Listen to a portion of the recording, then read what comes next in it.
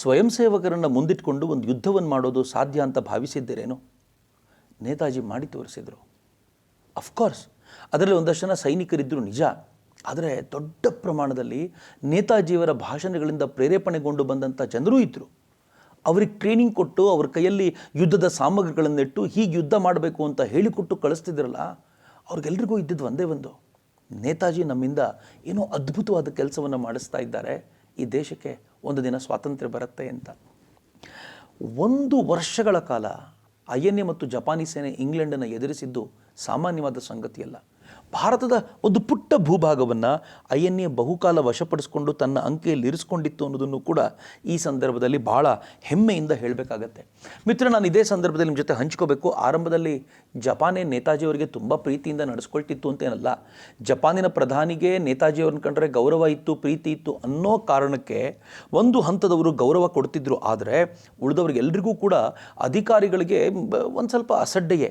ಆದರೆ ನೇತಾಜಿಯವರ ಆತ್ಮವಿಶ್ವಾಸ, ನೇತಾಜಿಯವರ working style, ಪ್ರೇರಣೆ ಕೊಡುವಂಥ ರೀತಿ ಎಲ್ಲವನ್ನು ನೋಡಿ ಅಧಿಕಾರಿಗಳು ಸಹಜವಾಗಿ ಗೌರವ ಕೊಡಲಿಕ್ಕೆ ಶುರು ಮಾಡಿದರು. ಒಬ್ಬ ವ್ಯಕ್ತಿ ತನ್ನ ಕಾರ್ಯದಿಂದಲೇ ಗೌರವ ಸಂಪಾದಿಸ್ತಾನೆ ಅನ್ನೋದಕ್ಕೆ ನೇತಾಜಿ ಬೆಸ್ಟ್ ಎಕ್ಸಾಂಪಲ್. ಹಾಗಂತ ಯಾವತ್ತೂ ತನ್ನ ದೇಶದ ಗೌರವ ಘನತೆಯನ್ನು 1 ಇಂಚು ಬೀಳಲಿಕ್ಕೆ ಬಿಡಲಿಲ್ಲ. ಒಂದು ಸಲ ಬರ್ಮಾದ ಪ್ರಧಾನಿ ಅಥವಾ ಅಧ್ಯಕ್ಷರು ಅವರು ಈ ಜಪಾನಿನ ಅಧಿಕಾರಿಗಳಿಗೆ, ನೇತಾಜಿಯವರಿಗೆಲ್ಲ ಒಂದು ಔತಣಕೂಟ ಏರ್ಪಡಿಸಿದರು. ನೇತಾಜಿ ಏನಂದ್ರು ಗೊತ್ತಾ?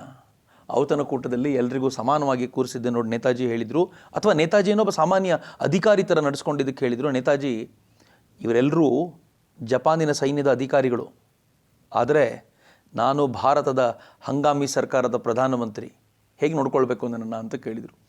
ತಪ್ಪನ್ನು ತಿದ್ದುಕೊಂಡ ಬರ್ಮದ ಜನತೆ ಅಥವಾ ಬರ್ಮದ ಆ ಪ್ರಮುಖರು ನೇತಾಜಿಗೆ ಒಬ್ಬ ರಾಯಲ್ ಟ್ರೀಟ್ಮೆಂಟ್ ಹೇಗೆ ಕೊಡಬೇಕೋ ಹಾಗೆ ಕೊಟ್ಟರು ಅಂತ. ಅಂದರೆ ನೇತಾಜಿಗೆ ತಮಗೆ ಬೇಕಾಗಿರುವಂಥ ಗೌರವ ಅಲ್ಲ ಅದು ತನ್ನ ರಾಷ್ಟ್ರಕ್ಕೆ ಕೊಡಬೇಕಾಗಿರುವಂಥ ಗೌರವ ಅಂತ.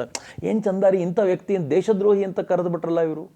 ಇಂಥ ವ್ಯಕ್ತಿ ಜಪಾನಿನವ್ರ ಜೊತೆ ಒಪ್ಪಂದ ಮಾಡ್ಕೊಳ್ಳಿಕ್ಕೆ ಏನು ಅಯೋಗ್ಯ ಜನ ನಮ್ಮವರು ಅಂತಂದರೆ, ಅದರಲ್ಲೂ ಈ ಕಮ್ಯುನಿಸ್ಟರು ಮತ್ತು ಕಾಂಗ್ರೆಸ್ಸಿಗರು ಬ್ರಿಟಿಷರ ಜೊತೆ ಹೇಗೆ ಸೇರಿಕೊಂಡು ಈ ಅಪಪ್ರಚಾರವನ್ನು ಮಾಡಿದರು ಅಂತಂದರೆ ಫೈನಲಿ ಅದನ್ನು ಹೇಳ್ಕೊಳ್ಬೇಕಾದ್ರೆ ನಾಚಿಕೆ ಅನಿಸುವಷ್ಟರ ಮಟ್ಟಿಗೆ ಟೋಜೋ ಹಿಡ್ಕೊಂಡಿರುವಂಥ ನಾಯಿ ಅವರು ಟೋಜೋನ ಭಾರತದಲ್ಲಿ ಅಧಿಕಾರಕ್ಕೆ ತಂದು ಕೂರಿಸ್ಲಿಕ್ಕೆ ಇಷ್ಟೆಲ್ಲ ಮಾಡ್ತಿದ್ದಾರೆ ಅಂತ. ಆದರೆ ಒಂದೇ ಒಂದು ದಿನವೂ ಕೂಡ ತನ್ನ ರಾಷ್ಟ್ರದ ಗೌರವವನ್ನು ಒಂದಿನಿತೂ ಕಡಿಮೆ ಮಾಡಲಿಕ್ಕೆ ಬಿಟ್ಟಿರಲಿಲ್ಲ ಸುಭಾಷ್ ಚಂದ್ರ ಬೋಸರು. ಜಪಾನಿಗೂ ಬಹಳ ಖುಷಿಯಾಗಿ ಜಪಾನ್ ಸುಭಾಷ್ ಚಂದ್ರ ಬೋಸರಿಗೆ ತಮ್ಮ ರಾಷ್ಟ್ರದ ಅತ್ಯುನ್ನತವಾದ ಗೌರವವನ್ನು ಕೊಡಬೇಕು ಅಂತ ನಿಶ್ಚಯ ಮಾಡಿದಾಗ ಸುಭಾಷ್ ಬಾಬು ಏನು ಹೇಳ್ತಾರೆ ಗೊತ್ತಾ? ನಿರಾಕರಿಸ್ಬಿಡ್ತಾರೆ, ತಗೊಳ್ಳಲ್ಲ ಅಂತ. ಜಪಾನಿಗೆ ಆಶ್ಚರ್ಯ ಆಗುತ್ತೆ. ಬೇಡ ಅಂತಂದ್ರೆ ಯಾಕೆ ಅಂತ ಕೇಳಿದರೆ ಸುಭಾಷ್ ಬಾಬು ಹೇಳ್ತಾರೆ, ಅದನ್ನು ನಾನು ಸ್ವೀಕರಿಸೋದು ನನ್ನ ಜೊತೆಗಾರರೊಂದಿಗೆ ಮಾತ್ರ. ನನ್ನ ದೇಶಕ್ಕೆ ಸ್ವಾತಂತ್ರ್ಯ ಬಂದ ಮೇಲೆ ಬೇಕಿದ್ದರೆ ಅದನ್ನು ಸ್ವೀಕರಿಸ್ತೀನಿ, ಈಗಲ್ಲ ಅಂತ. ಏನು ಅವರ ಭಾವನೆಗಳು ಎಷ್ಟು ಅದ್ಭುತವಾಗಿದ್ದು ಮಿತ್ರ. ಈಗ ಹೇಳುವಾಗ ಸುಭಾಷ್ ಚಂದ್ರ ಬೋಸರು ಹೈಫೈ ಆಗಿ ಜೋರಾಗಿದ್ದರು ಅಂತ ತಿಳ್ಕೊಳ್ಬೇಡಿ. ಸಾಮಾನ್ಯ ಸೈನಿಕನಿಗೆ ಅವರನ್ನು ಕಂಡ್ರೆ ಯಾಕೆ ಪ್ರೀತಿ ಇತ್ತು ಅಂತಂದರೆ, ಅವ್ರು ಯಾವಾಗಲೂ ಸೈನಿಕರ ಜೊತೆಗೆ ಪ್ರೀತಿಯಿಂದ ಇರ್ತಾ ಇದ್ರು. ಇದು ನಾವು ಗಮನಿಸ್ಕೊಳ್ಬೇಕಾಗಿರುವಂಥ ಸಂಗತಿ. ಅವರು ರಣರಂಗಕ್ಕೆ ಅನೇಕ ಬಾರಿ ಯುದ್ಧ ಭೂಮಿಗೂ ಹೋಗಿ ರಣರಂಗದಲ್ಲಿ ಆ ಸೈನಿಕರು ಯಾರು ಹೋರಾಟ ಮಾಡ್ತಾ ಇದ್ದಾರೋ ಅಲ್ಲಿ ನಿಂತು ಹುರಿದುಂಬಿಸುವಂಥ ಪ್ರಕ್ರಿಯೆ ನಡೀತಾ ಇತ್ತು. ಒಂದ್ಸಲ ಅಂತೂ ಅವ್ರು ಹೀಗೆ ರಣರಂಗಕ್ಕೆ ಹೋಗಬೇಕು, ನಮ್ಮ ಸೈನಿಕರು ಸ್ವಲ್ಪ ವೀಕ್ ಆಗಿದ್ದಾರೆ ಅಂತ ಗೊತ್ತಾದಾಗ ಹೋಗಬೇಕು ಅಂತಂದಾಗ ಜಪಾನಿನ ಅಧಿಕಾರಿಗಳು ಹೇಳ್ತಾರೆ, ನಿಮ್ಮ ಲೈಫನ್ನು ರಿಸ್ಕ್ ಮಾಡ್ತೀರಾ? ನಿಮ್ಮ ಲೈಫ್ ತುಂಬ ಇಂಪಾರ್ಟೆಂಟು, ನೀವು ರಣರಂಗಕ್ಕೆ ಹೋಗಿ ಅಲ್ಲೇನಾದರೂ ಆದರೆ ಏನು ಮಾಡೋದು ಅಂತ ಕೇಳಿದರೆ ಸುಭಾಷ್ ಚಂದ್ರ ಬೋಸರು ಏನು ಹೇಳ್ತಾರೆ ಗೊತ್ತಾ? ದಂಡನಾಯಕನಾಗಿ ನಾನು ನನ್ನ ಜೀವವನ್ನು ಉಳಿಸ್ಕೊಳ್ಳಿಕ್ಕೆ ಪರದೆಯ ಹಿಂದೆ ಬಚ್ಚಿಟ್ಕೊಂಡಿರಲೇನು, ನನ್ನ ಪ್ರಾಣ ಹೋದರೂ ಚಿಂತೆ ಇಲ್ಲ, ನನ್ನ ಸೈನಿಕರೊಂದಿಗೆ ನಾನು ಇದ್ದೇ ಇರ್ತೀನಿ ಅಂತ ಅವ್ರು ರಣರಂಗಕ್ಕೆ ಧಾವಿಸ್ತಾರಲ್ಲ, ಅದು ಸುಭಾಷ್ ಚಂದ್ರ ಬೋಸರು ಅಂತ. ಹಾಗಂತ ಅಷ್ಟು ಮಾತ್ರ ಅಲ್ಲ, ಸುಭಾಷರು ಒಂದ್ಸಲ ರಂಗೂನಿಗೆ ಹೋಗ್ತಾ ಇರಬೇಕಾದ್ರೆ ದಾರಿಯಲ್ಲಿ ಸೈನಿಕರದೊಂದು ಗಾಡಿ ಕೆಟ್ಟು ನಿಂತಿರುತ್ತೆ. ಇಮ್ಯಾಜಿನ್ ಮಾಡಿ, ಕಮಾಂಡರ್ ಇನ್ ಚೀಫ್ ಒಬ್ಬ ಸಾಮಾನ್ಯವಾದ ಸೈನಿಕ ಅಧಿಕಾರಿ ಅಲ್ಲ, ಕಮಾಂಡರ್ ಇನ್ ಚೀಫ್, ಭಾರತದ ಹಂಗಾಮಿ ಸರ್ಕಾರದ ಪ್ರಧಾನಮಂತ್ರಿ ಅಂತ ಘೋಷಿಸಿಕೊಂಡಿರುವಂಥವರು ಮತ್ತು ಇಡೀ ದೇಶ, ಇಡೀ ಜಗತ್ತು ಗೌರವಿಸುವಂಥ ಮಹಾನಾಯಕ ತನ್ನದೇ ಸೇನೆಯ ಒಂದು ಗಾಡಿ ಕೆಟ್ಟು ನಿಂತಿದೆ ಅಂತಂದಾಗ ಅವ್ರಿಗೊಂದು ವಿಶ್ ಮಾಡಿ ಹೋಗ್ಬೋದಿತ್ತು. ಸುಭಾಷ್ ಚಂದ್ರ ಬೋಸರು ಗಾಡಿಯಿಂದ ಕೆಳಗಿಳಿದು ಆ ಗಾಡಿ ಪೂರ್ಣ ಸರಿ ಹೋಗೋವರೆಗೂ ಅಲ್ಲೇ ನಿಂತು ಆ ಸೈನಿಕರ ಜೊತೆ ಇಲ್ಲೇ ಇದ್ದು ಅವರನ್ನು ಕಳಿಸ್ಕೊಟ್ಟು ನಂತರ ತಾವು ಹೊರಡ್ತಾರಲ್ಲ, ಸೈನಿಕರಿಗೆ ಹೇಗೆ ಅನಿಸಿರ್ಬೇಡ ಆ ಸಂದರ್ಭಗಳಲ್ಲಿ.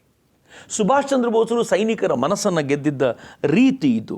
ಒಮ್ಮೆ ಏನಾಯಿತು, ಯುದ್ಧ ಭೂಮಿಯಲ್ಲಿ ಯೂಶ್ವಲಾಗಿ ಏನು ಮಾಡ್ತಾರೆ, ಒಂದು ಸೈನ್ಯ ದಾಟುವಾಗ ಅಥವಾ ಆ ಕಡೆಯಿಂದ ಮತ್ತೊಂದು ಸೈನ್ಯ ಬರಬಾರ್ದು ಅಂತ ಬ್ರಿಡ್ಜನ್ನು ಧ್ವಂಸ ಮಾಡಿಬಿಡ್ತಾರೆ, ತಾವು ಜಾಗವನ್ನು ಬಿಟ್ಟು ವಾಪಸ್ ಬರಬೇಕಾದ್ರೆ. ಅಂದರೆ ನಾವು ಅವ್ರ ಜಾಗವನ್ನು ಆಕ್ರಮಿಸ್ಕೊಂಡಿದ್ದೀವಿ, ವಾಪಸ್ ಹೋಗ್ತಾ ಇದ್ದೀವಿ ಅಂತಂದರೆ ಆ ಬ್ರಿಡ್ಜನ್ನು ಕ್ರಾಸ್ ಮಾಡ್ತೀವಿ, ಬ್ರಿಡ್ಜನ್ನು ಧ್ವಂಸ ಮಾಡಿಬಿಡ್ತೀವಿ. ಆಗ ಅಯನ್ಯ ಸೈನಿಕರನ್ನು ದಾಟಿಸಬೇಕಾದ ಪ್ರಸಂಗ ಇದ್ದಾಗ ಸುಭಾಷ್ ಚಂದ್ರ ಬೋಸರು ಸಣ್ಣ ಸಣ್ಣ ದೋಣಿಗಳಲ್ಲಿ ಅವರನ್ನೆಲ್ಲ ದಾಟಿಸಿ ಕೊನೆಯ ದೋಣಿ ಹೋಗುವವರೆಗೂ, ಅದು ರೀಚ್ ಆಗುವವರೆಗೂ ನಿಂತ್ಕೊಂಡು ಕೊನೆಗೆ ತಾವು ನಡ್ಕೊಂಡು ಹೋಗ್ತಾರೆ. ಎಷ್ಟು ಮೈಲು ಗೊತ್ತಾ? 70 ಮೈಲು ದೂರಗಳ ಕಾಲ ಅವರು ಹೆಗಲ ಮೇಲೆ ತಮ್ಮ ಭಾರವನ್ನು ತಾವೇ ಹೊತ್ಕೊಂಡು, ತಮಗೆ ಬೇಕಾಗಿರುವಂಥ ವಸ್ತುಗಳನ್ನು ತಾವೇ ಹೊತ್ಕೊಂಡು 5 ದಿನಗಳ ಕಾಲ ನಡೆದು ತಾವು ಗಮ್ಯವನ್ನು ತಲುಪ್ತಾರೆ. ಸಿಟ್ಟಾಂಗ್ನಿಂದ ಮೌಲ್ಮಿವರೆಗೆ ಹೋಗ್ತಾರವರು. ಹೆಚ್ಚು ಕಡಿಮೆ 70 ಮೈಲಿ ಕ್ರಮಿಸೋದು ಅಂತ. ಸುಭಾಷರು ಯಾವತ್ತೂ ಬೇರೆಯವ್ರ ಮೇಲೆ ಹೊರೆ ಆಗಲಿಲ್ಲ. ಆದರೆ ಸೈನಿಕ ಮಾಡ್ಬೋದಾದ ಎಲ್ಲದಕ್ಕೂ ತಾನೂ ಜೊತೆಯಲ್ಲಿದ್ದೀನಿ ಅಂತ ತೋರಿಸ್ಕೊಂಡಿದ್ರೆ ಅಥವಾ ಜೊತೆಯಲ್ಲಿದ್ದಿದ್ದರ ಪರಿಣಾಮವಾಗಿಯೇ ಈ ದೇಶದ ಸೈನಿಕರು ಅವ್ರ ಜೊತೆ ಯಾವಾಗಲೂ ನಿಂತಿರ್ತಿದ್ರು. ಒಮ್ಮೆ ಸುಭಾಷ್ ಚಂದ್ರ ಬೋಸರ ಈ ಎಲ್ಲ ವಿಚಾರಗಳನ್ನು ಗಮನಿಸಿದ ಒಬ್ಬ ಸೈನಿಕ ಬಂದು ಸುಭಾಷ್ ಬಾಬು ಹೇಳ್ತಾನೆ, ಸುಭಾಷ್ ಚಂದ್ರ ಬೋಸರೇ, ನಾವು ಈ ಇತಿಹಾಸವನ್ನು ಬರೆದಿಡಬೇಕಲ್ಲ. ಚೆನ್ನಾಗಿದೆ ಪ್ರಶ್ನೆ. ಇಷ್ಟೆಲ್ಲ ಕೆಲಸ ಮಾಡ್ತಾ ಇದ್ದೀವಿ, ಸಮಾಜಕ್ಕೆ ಗೊತ್ತಾಗದೆ ಹೋದರೆ ಹೇಗೆ? ನಾವು ಬರೆದಿಡಬೇಕಲ್ವಾ? ಸುಭಾಷ್ ಏನು ಹೇಳ್ತಾರೆ ಗೊತ್ತಾ? ಮೊದಲು ಇತಿಹಾಸವನ್ನು ನಿರ್ಮಿಸು, ಆನಂತರ ಬರೋರು ಅದನ್ನು ಬರೆದಿಡ್ತಾರೆ. ಬರೆದಿಡೋ ಕೆಲಸ ಅವರು ಮಾಡಲಿ ಅಂತ. ಏನು ಚೆನ್ನಾಗಿದೆ ಅಲ್ವೇನು? ನಮ್ಮ ಕೆಲಸ ಇತಿಹಾಸವನ್ನು ನಿರ್ಮಿಸೋದಷ್ಟೇ. ಅದನ್ನು ಬರೆದಿಡ್ಲಿಕ್ಕೆ ಬೇಕಾದಷ್ಟು ಜನ ಬರ್ತಾರೆ, ಆದರೆ ಇತಿಹಾಸವನ್ನು ನಿರ್ಮಿಸೋದರ ಹತ್ರ ಗಮನ ಕೊಡೋಣ. ಯಾವುದು ಯಾರಿಂದಲೂ ಸಾಧ್ಯವಾಗೋದಿಲ್ಲ ಅಂತ ಹೇಳ್ತಿದ್ರೋ ಅಂಥದ್ದನ್ನೊಂದನ್ನು ಸಾಧಿಸಿ ತೋರಿಸೋಣ, ಉಳಿದಿದ್ದನ್ನು ಜನ ಬರೀತಾರೆ ಅಂತ. ಇವತ್ತು ನಾವೆಲ್ಲ ಹೇಳ್ತಿದ್ದೀವಲ್ಲ, ಗುಣಗಾನ ಮಾಡ್ತಿದ್ದೀವಲ್ಲ, ಯಾಕೆಂದರೆ ಆ ಮನುಷ್ಯ ಅವತ್ತು ಇತಿಹಾಸವನ್ನು ನಿರ್ಮಿಸುವಂಥ ಪ್ರಯತ್ನ ಮಾಡಿದ್ದ ಅಂತ. ಯಾವಾಗ ಇವೆಲ್ಲ ಬೇರೆ ಬೇರೆ ಬೇರೆ ಬೇರೆ ಕಾಲಘಟ್ಟದಲ್ಲಿ ನಡೆದಿದ್ದು, ನಾನು ಎಲ್ಲವನ್ನೂ ಒಂದು ಕಡೆ ಕ್ರೋಢೀಕರಿಸಿ ಹೇಳುವಂಥ ಪ್ರಯತ್ನ ಮಾಡಿದೆ ಅಷ್ಟೇ. ಆದರೆ ಒಂದಂತೂ ಸತ್ಯ ಮಿತ್ರರೇ, ಸುಭಾಷ್ ಚಂದ್ರ ಬೋಸರ ನಾಯಕತ್ವ ಪೂರ್ಣ ಪ್ರಮಾಣದಲ್ಲಿ ಅನಾವರಣಗೊಂಡಿತ್ತು.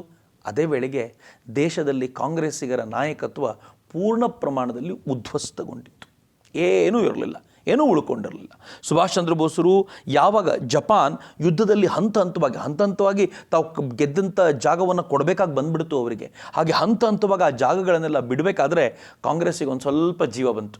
ಸುಭಾಷರೇ ಜಪಾನನ್ನು ತೊಗೊಂಡು ಬಂದು ಇನ್ನು ಬ್ರಿಟಿಷರನ್ನ ಓಡಿಸಿ ಸ್ವಾತಂತ್ರ್ಯ ಕೊಡಿಸೇ ಬಿಡ್ತಾರೆ ಅನ್ನೋಂಥ ಟೆನ್ಷನ್ ಇದ್ದಿರ್ಲಿಕ್ಕೆ ಸಾಕು. ಈಗ ಸ್ವಲ್ಪ ಜೀವ ಬಂದಮೇಲೆ ಅವ್ರು ಏನು ಮಾಡಿದರು, ಮತ್ತೆ ಬ್ರಿಟಿಷರ ಜೊತೆ ಸಂಧಾನ ಕುದುರಿಸಬೇಕು ಅಂತ ಕೂತ್ಕೊಂಡ್ರು. ಅವ್ರ ಜೊತೆ ಮಾತುಕತೆ ನಡೀತಿತ್ತು.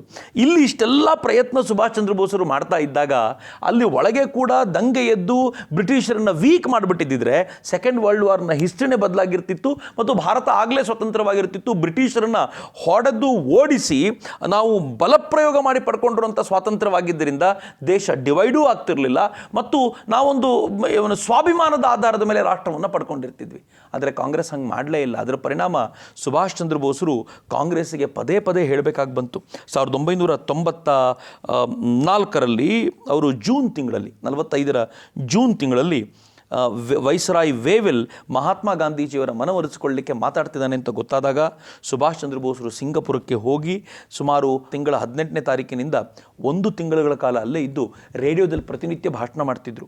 ಭಾಷಣ ಏನು ಗೊತ್ತೇನು, ಗಾಂಧೀಜಿ ಯಾವ ಕಾರಣಕ್ಕೂ ಒಪ್ಕೊಳ್ಬೇಡಿ ಅಂತ ಕನ್ವಿನ್ಸ್ ಮಾಡೋದು ಗಾಂಧೀಜಿನ.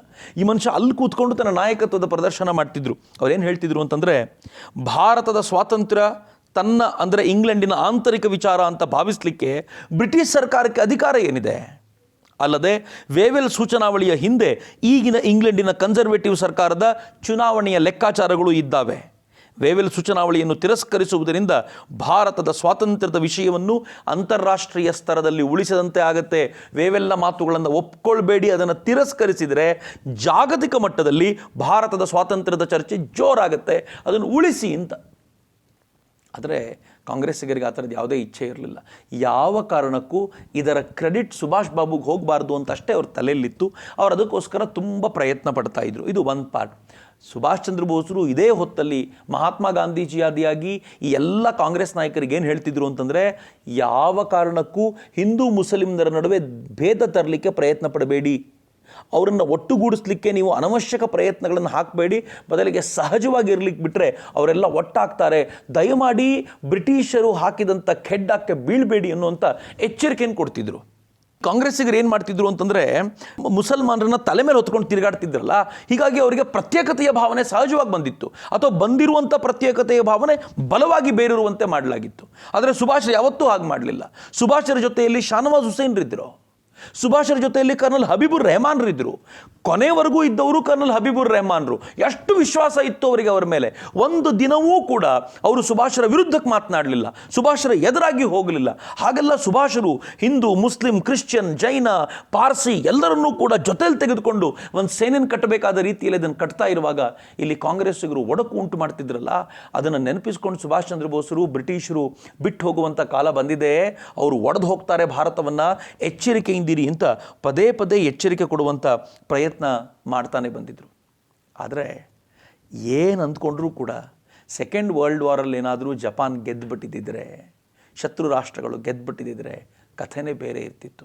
ಆದರೆ ಜಪಾನ್ ಹಂತ ಹಂತವಾಗಿ ಸೋಲ್ತಲ್ಲದೆ 2 ಬಾಂಬನ್ನು ಅಮೇರಿಕ ಹಾಕಿದ ನಂತರ ಜಪಾನ್ ಪೂರ್ಣ ಪ್ರಮಾಣದಲ್ಲಿ ಶರಣಾಗತವಾದಾಗ ಸುಭಾಷ್ ಬಾಬು ತನ್ನ ಸೈನಿಕರಿಗೆ ಬರ್ಮಾ ಬಿಟ್ಟು ಬನ್ನಿ ಅಂತ ಕರಿಬೇಕಾಗಿ ಬಂತು.